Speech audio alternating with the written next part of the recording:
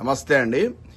మహా న్యూస్ మీద బీఆర్ఎస్ కార్యకర్తల దాడి ఈరోజు మీడియాలో వినిపిస్తున్నటువంటి ఒక అంశం. ఇంకొక అంశం ఏంటంటే, ఒక ప్రముఖ టీవీ ఛానల్ న్యూస్ రీడరు, స్వేచ్ఛ జర్నలిస్టు, మహిళా జర్నలిస్టు వారి యొక్క అకాల మరణం, ఆత్మహత్య తీసుకొని చనిపోవడం జరిగింది. చాలా బాధాకరమైన విషయం. ఈ రెండు అంశాల మీద స్పందిద్దాం. ఈ రెండు అంశాల విషయంలో మీడియా పోషిస్తున్నటువంటి పాత్ర, అదేవిధంగా నీచమైనటువంటి కొంతమంది కాంగ్రెస్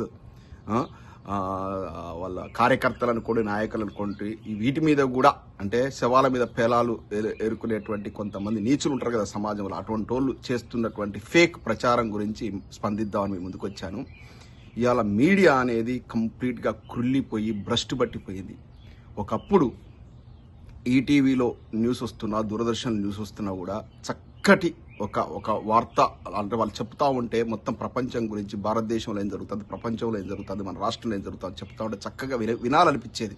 అంటే చిన్నపిల్లలను కూడా కూర్చోబెట్టుకొని వాళ్ళందరికీ చూపించేది. ఆ న్యూస్ను నెక్స్ట్ డే పాఠశాలల్లో ఉదయం కూడా అందులో ఉన్నటువంటి వార్తాపత్రికలు వచ్చిన కథనాలను, న్యూస్ ఛానల్ వచ్చినటువంటి వాటిని పిల్లలకు చెబుతూ జాగృతం చేసేవాళ్ళు. ఇవాళ ఆ వార్తలను చూపించేటువంటి పరిస్థితి ఉందా? ఎంత నీచమైన స్థాయికి దిగదారిపోయాయి అంటే న్యూస్ ఛానళ్ళు అయితే, ముఖ్యంగా ఎలక్ట్రానిక్ మీడియా. అందుకే ఇవాళ సోషల్ మీడియా జనాలను జాగృతం చేస్తూ ఉంది. ముఖ్యంగా తీసుకుంటే ఈ మహా న్యూస్ వంశీ, ఈ ఛానల్కు ఒక క్రెడిబిలిటీ లేదు, పాలు లేదు. ఈ ఛానల్ ఉందనేది కూడా చాలా మందికి తెలియదు. ఈ మధ్య ఒక వార్తలు ఎక్కడం కోసం ఇట్లాంటి సంచలనమైన వార్తలని చెప్పుకుంటూ వీళ్ళు ఆ సివిఆర్ ఛానల్ ఒకటి ఉంది, ఆ టీవీ5లో మూర్తి అని, ఆ వెంకటకృష్ణ ఏబిఎన్లో, ఇటువంటి వాళ్ళు అసలు వీళ్ళు సపరేట్గా ఆ పార్టీ కండువాలు కప్పుకొని రాజకీయాల్లో చేరితే అయిపోతుంది. టీవీ ఛానల్లో కూర్చొని మేము మోడరేటర్లము అని చెప్తూ వీళ్ళ అరుపులు ఎక్కువ.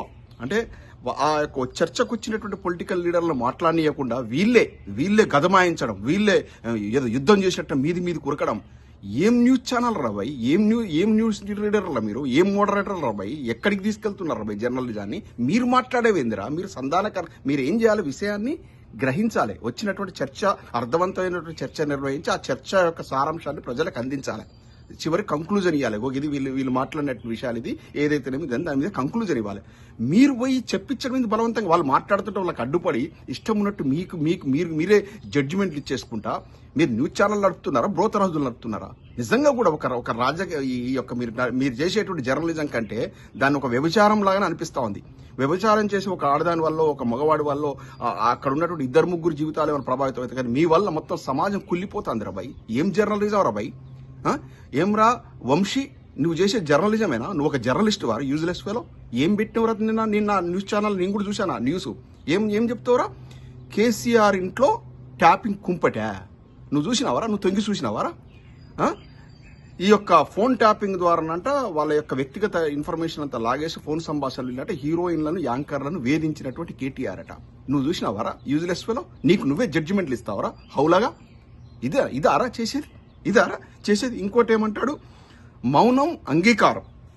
సిగ్గుందా ఆడవాళ్ళ ఫోన్లు వినడానికి? నీ దగ్గర స్ట్రాంగ్ ఎవిడెన్స్ ఉందా? సాలిడ్ ఎవిడెన్స్ ఉందా? ఉంటే నువ్వు కోర్టుకు సబ్మిట్ చేయాలి. Useless fellow. నువ్వు ఒక యాంకర్ అవతారం ఎత్తేసి ఒక ఛానల్లో కూర్చొని ఇష్టం ఉన్నట్టు ఒక వ్యక్తి యొక్క వ్యక్తిత్వాన్ని హననం చేసే హక్కు నీకెవరికి ఇచ్చిందా? ఏమవును చంపుతారా అని ఇలా గగ్గోలు పెడుతున్నావు. అతను మానసికంగా చంపినట్టు కాదా అతన్ని? అతని కొడుకు సమాధానం చెప్పుకోవాలి, కూతురుకు సమాధానం చెప్పుకోవాలి, ఇంట్లో వాళ్ళ నాన్న ముఖ్యమంత్రి మొన్నటి దాకా కేసీఆర్ గారికి సమాధానం చెప్పుకోవాలి. మొత్తం దాదాపు మాకు 60 లక్షల మంది బీఆర్ఎస్ సైన్యం ఉంది, కార్యకర్తలు మెంబర్లు ఉన్నారు, వాళ్ళందరికీ సమాధానం చెప్పుకోవాలి. ఆయన ఎక్కడికి పోయినా కూడా ఇదొక ఈ యొక్క చండాలమైన అంశం ఎవరైనా పాత్రికేయ మిత్రులు పట్టుకొస్తే దానికి సమాధానం చెప్పాలి. వీటన్నిటికీ ఆస్కారం మీరు ఇదంతా ఒక పూతబూసి ఇట్లా సమాజం మీద వదిలేస్తే అటువంటి వ్యక్తులు ఎట్లా ఫేస్ చేయాలరా భయ్? నీ మీద అట్లనే ఇప్పుడు నువ్వు రోజు ఒక లేడీ జర్నలిస్ట్ పెట్టుకొని నువ్వు తానా అంటావు, తందానా అంటది కదా మహా న్యూస్ లో. అట్లాగే మీ ఇద్దరి మీద ఏదైనా ప్రచారం చేస్తే తట్టుకోగలుగుతావు? ఆ మహిళా జర్నలిస్టు, ఆ సిస్టర్ తట్టుకోగలుగుతుందా? ఏం జర్నలిజం రా మీరు చేసేది? ఇష్టం ఉన్నట్టు తంబునేలు చేసేసి ఇష్టం ఉన్నట్టు మీరు ఏది పడుతుంది మాట్లాడితే ఈపు చింతపండు కాకపోతే ఏమవుతుంది? నేను ఇట్లా వచ్చి దాడి చేయాలని సమర్థించట్లే, కానీ అగ్రహం వెల్లు బిక్కితే ఇలా ఉంది. ఇక రాబోయే రోజుల్లో ఇలాంటి లపంగి రాజకీయం చేసే జర్నలిస్టుకి ఇలాగే జరుగుతుందని అనిపిస్తా ఉంది. నేను సమర్థించట్లే, వ్యక్తిగతంగా సమర్థించట్లే దాడులు, కానీ ఇప్పుడు ఒక భార్యాభర్తలు ఇద్దరు లేదా ఒక అన్నా చెల్లె ఇద్దరు మోటార్ సైకిల్ మీద రోడ్డు మీద పోతా ఉంటారు. ఎవరో పక్కన వచ్చి రౌడీ మీకలు ఇష్టం ఉన్నట్టు వాళ్ళ గురించి చెడుగా మాట్లాడితే ఆ బ్రదర్ తట్టుకోగలుగుతాడా? తనకి ఏమైనా పోయినా పర్లేదు అనుకునే వాళ్ళ తన్ని తరుము కొట్టడా? ఇవాళ అదే జరుగుతూ ఉంది. మీ ఇష్టం ఉన్నట్టు మీ నోటికి ఏది వస్తుంది వాడు TV5లో వాడు మూర్తి ఒకడు, వాడు ఒక వెంకటరమణ ఆంధ్ర ABN ఆంధ్రజ్యోతిలో ఒకడు, నువ్వొకడివి యూజ్లెస్ ఫెలో. ఇట్లాంటి జర్నలిస్టులు అవతారాలు ఎత్తి ముసుగులు వేసుకొని జర్నలిజం అనే ముసుగు వేసుకొని మాకు స్వేచ్ఛ లేదా స్వేచ్ఛ లేదు. ఏం స్వేచ్ఛరా భయ్? ఇతరుల యొక్క వ్యక్తిత్వాన్ని హననం చేయడం స్వేచ్ఛరా?